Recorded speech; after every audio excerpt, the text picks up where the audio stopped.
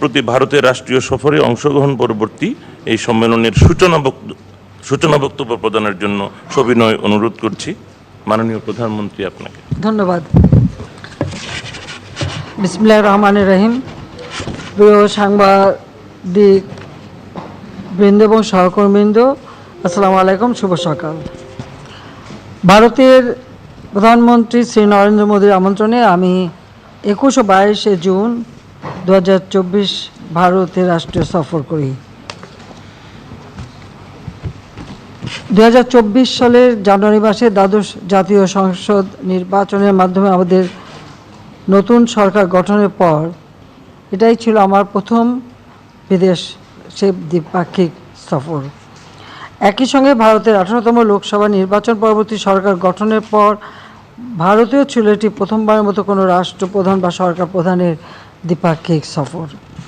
এটা অবশ্যই আমার এবং বাংলাদেশের মানুষের জন্য অত্যন্ত সম্মানের, পাশাপাশি বাংলাদেশের সঙ্গে ভারতের সহযোগিতামূলক বিশেষ সম্পর্কেরই বহিঃপ্রকাশ। এছাড়া আমি ভারতের নবনির্বাচিত প্রধানমন্ত্রীর শপথ অনুষ্ঠানেও ভারতে গিয়েছিলাম, সেখানেও আমরা যোগদান করেছিলাম, সেটাও আপনারা জানেন। ভারত বাংলাদেশের সবচেয়ে বড় নিকটতম প্রতিবেশী এবং বিশ্বস্ত বন্ধু এবং আঞ্চলিক অংশীদার। ভারতের সাথে আমাদের বন্ধুত্ব 1971 সালে মহান মুক্তিযুদ্ধের মাধ্যমে, কারণ এই মুক্তিযুদ্ধে ভারতের কাছ থেকে আমরা সব ধরনের সহযোগিতা পেয়েছি এবং আমাদের এই যে সম্পর্কের সূচনা সেটা সবসময় অত্যন্ত গুরুত্বপূর্ণ এবং সাম্প্রতিক বছরগুলোতে দুদেশে রাষ্ট্রের সর্বোচ্চ পর্যায়ে উচ্চ পর্যায়ের মধ্যে যোগাযোগ এবং সহযোগিতা অব্যাহত রয়েছে। আমরা জানি যে ভারতের টানা 3 বারে নির্বাচিত প্রধানমন্ত্রী শ্রী নরেন্দ্র মোদী এবং তার নবগঠিত মন্ত্রিসভার শপথ অনুষ্ঠান গত 9 জুন অনুষ্ঠিত হয় এবং সেই অনুষ্ঠানে যোগ দিতে আমি 8 থেকে 10 জুন নয়াদিল্লি সফর করি। সেখানে প্রতিবেশী দেশগুলি রাষ্ট্র সরকার প্রধান সহ অনেক বিশিষ্ট ব্যক্তিবর্গ আমন্ত্রিত ছিলেন। সেই সফর আমি ভারতের রাজনৈতিক ব্যক্তিবর্গের সঙ্গে কুশল বিনিময়ের পাশাপাশি ওই অনুষ্ঠানে আমন্ত্রিত দক্ষিণ এশিয়া সহ অন্যান্য দেশসমূহের একাধিক সরকার প্রধানের সঙ্গে মত বিনিময় করার সুযোগ পেয়েছি। পাশাপাশি আলাদাভাবে আমার সঙ্গে ভুটান ও শ্রীলঙ্কা সরকার প্রধানগণের দ্বিপাক্ষিক বৈঠকও অনুষ্ঠিত হয়। এইসব আলোচনা বৈঠকে আমাদের মধ্যে পারস্পরিক সম্পর্ককে সুদৃঢ় করতে সহায়ক হবে। এবার 21 ও 22 জুন আমি রাষ্ট্রীয় দ্বিপাক্ষিক সফর করলাম। একই মাসে সরকার প্রধান হিসেবে 2 বার দিল্লি সফর আমার জন্য একটা অভূতপূর্ব ঘটনা। এসবে আমাদের দুই দেশের মধ্যে ঘনিষ্ঠভাবে একে অপরের সঙ্গে কাজ করার এবং সহযোগিতা করা বা বন্ধুত্বপূর্ণ সম্পর্কেরই একটা বহিঃপ্রকাশ। এই সফরে মাননীয় পররাষ্ট্রমন্ত্রী, মাননীয় অ্যাম্বাসেডর অ্যাট লার্জ, মাননীয় বেসরকারি শিল্প বিনিয়োগ উপদেষ্টা, ডাক ও টেলিযোগাযোগ ও তথ্য প্রযুক্তি প্রতিমন্ত্রী, বাণিজ্য প্রতিমন্ত্রী এবং কয়েকটি মন্ত্রণালয়ের সচিব, উচ্চপদস্থ সরকারি কর্মকর্তা এবং কয়েকজন বিশিষ্ট ব্যবসায়ী এবং সাংবাদিক প্রতিনিধি দলও আমার সফরসঙ্গী ছিলেন। 21 জুন দিল্লি পালাম বিমানবন্দরে আমাকে বর্ণাঢ্য অভ্যর্থনা ও সাংস্কৃতিক অনুষ্ঠানের মাধ্যমে স্বাগত জানানো হয়।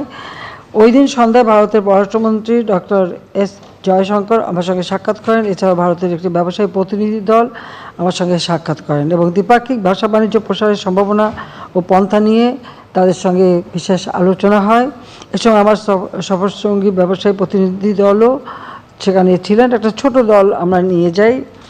22 জুন রাষ্ট্রপতি ভবনে আমাকে ভারতের প্রধানমন্ত্রী নরেন্দ্র মোদী আনুষ্ঠানিক রাষ্ট্রীয় অভ্যর্থনা জানান। সেখানে তাঁর উপস্থিতিতে আমাকে গার্ড অব অনার প্রদান করা হয়। এরপর আমি রাজঘাটে ভারতের জাতির পিতা মহাত্মা গান্ধীর সমাধিতে তাঁর প্রতি শ্রদ্ধা নিবেদন করি। দুপুরে আমি ভারতের প্রধানমন্ত্রী শ্রী নরেন্দ্র মোদীর সঙ্গে আমাদের বৈঠক হয় এবং ঐতিহাসিক হায়দ্রাবাদ হাউসে বাংলাদেশ ও ভারতের মধ্যে দ্বিপাক্ষিক বৈঠক অনুষ্ঠিত হয়। আমি বাংলাদেশ প্রতিনিধি দলের নেতৃত্ব দিই, অন্যদিকে ভারতীয় প্রতিনিধি দলের নেতৃত্ব দেন শ্রী নরেন্দ্র মোদী। বৈঠককালে প্রধানমন্ত্রী বলেন, বাংলাদেশ ভারত সম্পর্কে ক্রমাগত বিকশিত এবং দ্রুত অগ্রসর হচ্ছে। বিশ্বব্যাপী চলমান অস্থিতিশীলতা ও অনিশ্চয়তার মধ্যে প্রতিবেশীদের সঙ্গে সুসম্পর্ক এবং আঞ্চলিক সহযোগিতার উপর গুরুত্ব আরোপ করে তিনি বলেন যে তারা বাংলাদেশের সঙ্গে আরও গভীরভাবে কাজ করতে আগ্রহী। বাংলাদেশ তাদের প্রতিবেশী প্রথম অ্যাক্ট ইস্ট সমুদ্র ইন্দো প্যাসিফিক এই নীতির কেন্দ্রে রয়েছে।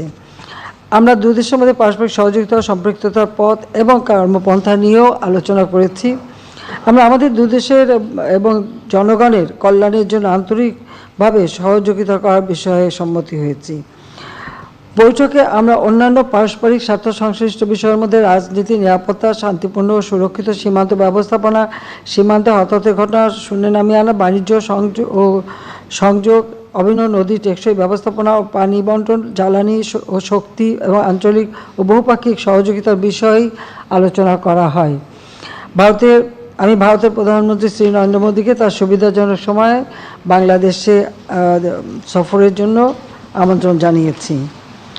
বৈঠক শেষে উভয় দেশের মধ্যে 5টি নতুন সমঝোতা স্মারক স্বাক্ষরিত ও বিনিময় হয়, 3টি নবায়িত সমঝোতা স্মারক স্বাক্ষরিত বিনিময় হয়। এছাড়া 2টি রূপকল্প ভিশন স্টেটমেন্ট স্বাক্ষরিত বিনিময় হয়। বৈঠকে ভারতের কাজের ক্ষেত্র হিসেবে 13টি যৌথ কার্যক্রমের ঘোষণাও দেওয়া হয়, যার আলাদা তালিকা আপনাদের কাছে দেয়া আছে, ওটা পরে সময় নষ্ট করলাম না।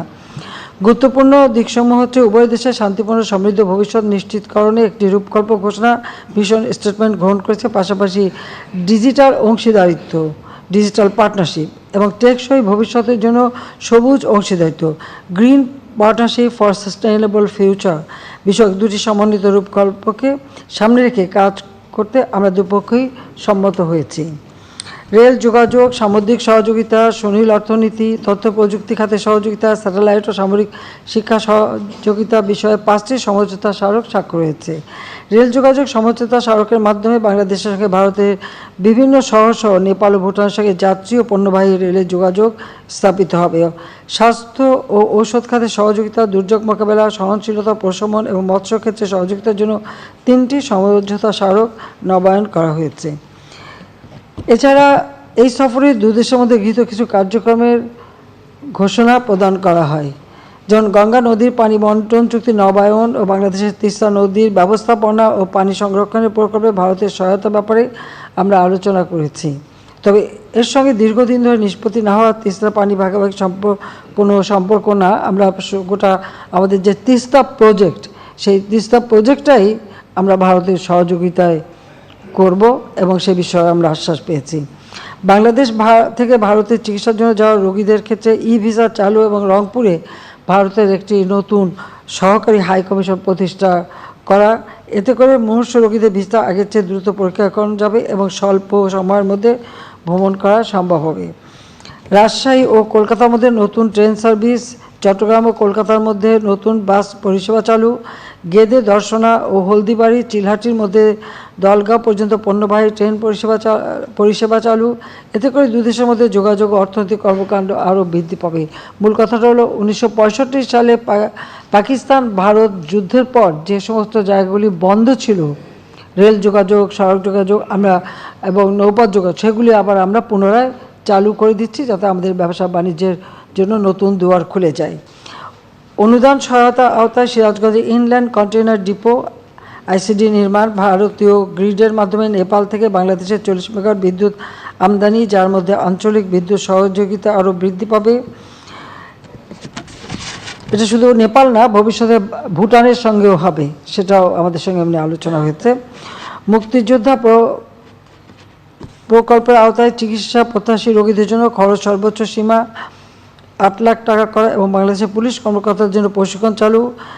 ইউপিআই এর ব্যবহার শুরু করার উদ্দেশ্যে দুই দেশ বাংলাদেশে রুপি কার্ড ও ভারতের টাকা পে কার্ড চালু। সমঝোতা স্মারক বিনিময় শেষে আমি এবং ভারতের প্রধানমন্ত্রী যৌথ সংবাদ সম্মেলনে বক্তব্য রাখি। পরে আমার সফরসঙ্গীদের সম্মানে আয়োজিত মধ্যাহ্নভোজে অংশ নিই। দিল্লি ছাড়ার আগে অপরাহ্নে আমি ভারতের রাষ্ট্রপতি শ্রীমতী দ্রৌপদী মুর্মু এবং উপরাষ্ট্রপতি শ্রী জগদীশ ধানখারের সঙ্গে সৌজন্য সাক্ষাৎ করি। ভারতের মহামান্য রাষ্ট্রপতি উপরাষ্ট্রপতির সঙ্গে সাক্ষাৎকালে আমরা দুই দেশের বন্ধুত্ব এবং সহযোগিতাপূর্ণ সম্পর্কের উপর গুরুত্ব আরোপ করি।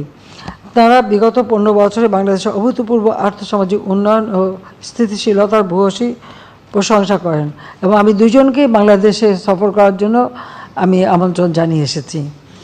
বাংলাদেশ ভারত সম্পর্ক বিগত 15 বছর একটি অনন্য উচ্চতায় উন্নীত হয়েছে, যার সুফল দুই দেশের জনগণ আজ ভোগ করছে। বিশেষ করে 2023 সালে দুই দেশের সম্পর্কে নতুন মাত্রা যুক্ত হয়েছে। গত বছর আমি এবং ভারতের প্রধানমন্ত্রী যৌথভাবে যোগাযোগ ও বিদ্যুৎ খাতে 4টি প্রকল্পের উদ্বোধন করেছি। বাংলাদেশ ভারত যৌথভাবে বাংলাদেশের জাতিপিতা বঙ্গবন্ধু শেখ মুজিবুর রহমানের বায়োপিক মুজিব একটি জাতির উপকার এই চলচ্চিত্র নির্মাণ করেছে। দক্ষিণ এশিয়ার একমাত্র দেশ হিসেবে আমি ভারতের আমন্ত্রণে G20 সম্মেলনে যোগদান করেছি। বাংলাদেশ এবং ভারত দুদেশেই নতুন সরকার গঠনের পর এই সফর আবার অনুষ্ঠিত হলো। এই সফরকালে ভারতের নেতৃত্বের সঙ্গে আলোচনার মূল বিষয়বস্তু ছিল নবনির্বাচিত দুটি সরকার কীভাবে সহযোগিতামূলক সম্পর্ককে আরও এগিয়ে নিয়ে যেতে পারে সেই বিষয়ে একটা রূপকল্প প্রণয়ন করা। যেহেতু নতুন সরকার গঠনের মাধ্যমে ঢাকা ও দিল্লি নতুনভাবে পথ চলা শুরু করেছে, এর ধারাবাহিকতায় রূপকল্প 2041, ভিশন 2041 এবং স্মার্ট বাংলাদেশ প্রতিষ্ঠা এবং ভারতের বিকশিত ভারত 2047, বিকশিত ভারত 2047 নিশ্চিত করার জন্য ভবিষ্যৎ কর্মপন্থা নির্ধারণ করার ব্যাপারে আমরা আলোচনা করেছি। এই সফর সংক্ষিপ্ত কিন্তু অত্যন্ত ফলপ্রসূ। আমি মনে করি ভারত ও বাংলাদেশের মধ্যে বিদ্যমান চমৎকার সম্পর্ককে আরও সুদৃঢ় করার ক্ষেত্রে এই সফর সুদূর প্রসারী ভূমিকা রাখবে।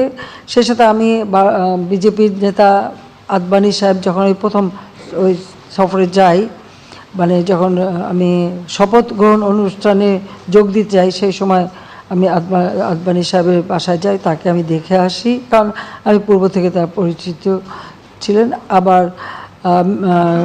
মিসেস সোনিয়া গান্ধী এবং তার ছেলে মেয়ে রাহুল এবং প্রিয়াঙ্কা আমার সঙ্গে দেখা করে। এবার আমি প্রণব মুখার্জির পরিবার, তার 3 ছেলে মেয়ে, তারা এসেছিল আমার সঙ্গে, তারা দেখা করে যায়। মানে পুরনো কিছু বন্ধুদের সঙ্গে দেখা করার একটা সুযোগও সেই সাথে হয়েছে। তো আমি মনে করি সব দিক থেকেই, যদিও খুব সংক্ষিপ্ত, আমার হাতেও সময় বেশি নেই, আমার পার্লামেন্ট চলছে, বাজেট সেশন, কাজে অল্প সময়ের মধ্যে আমরা যে আলাপ আলোচনা করেছি তাতে মনে করি যে আমাদের দুই দেশের সম্পর্ক আরও সুদৃঢ় হবে। আর বিশেষ করে আমাদের উভয় দেশের মানুষ আর্থসামাজিক উন্নয়নের ক্ষেত্রে আরও নতুন দ্বার উন্মোচিত হবে। তো সবাইকে আমি ধন্যবাদ জানাচ্ছি। আমার মনে হয় আপনাদের তো প্রশ্ন করার জন্য উসখুস করছে, যে দেখতেই পাচ্ছি, তো সেজন্য আপনাদেরকে আমি আমন্ত্রণ জানাই। সবাইকে ধন্যবাদ। জয় বাংলা, জয় বঙ্গবন্ধু, বাংলাদেশ চিরজীবী হোক।